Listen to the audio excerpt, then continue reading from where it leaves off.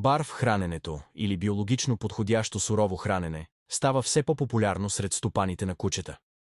То представлява хранене на кучето с сурово месо, кости, органи, плодове и зеленчуци, подобно на диетата им в дивата природа. Ето някои от потенциалните ползи от барф храненето. По-добро храносмилане. Суровата храна често се усвоява по-лесно от кучетата, което може да доведе до по-малко проблеми с стомаха и по-твърди изпражнения.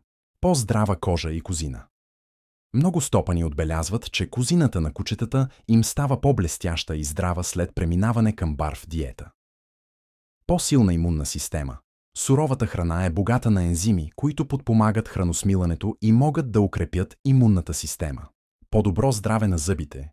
Гризането на кости може да помогне за почистването на зъбите и намаляване на образуването на плака. По-висока енергия.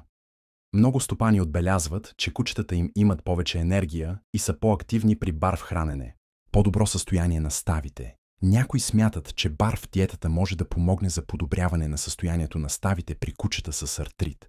Ние от Кучешката месарница разработихме 12 рецепти за кучета и 3 рецепти за котки. Можете да ги поръчате и да опитате.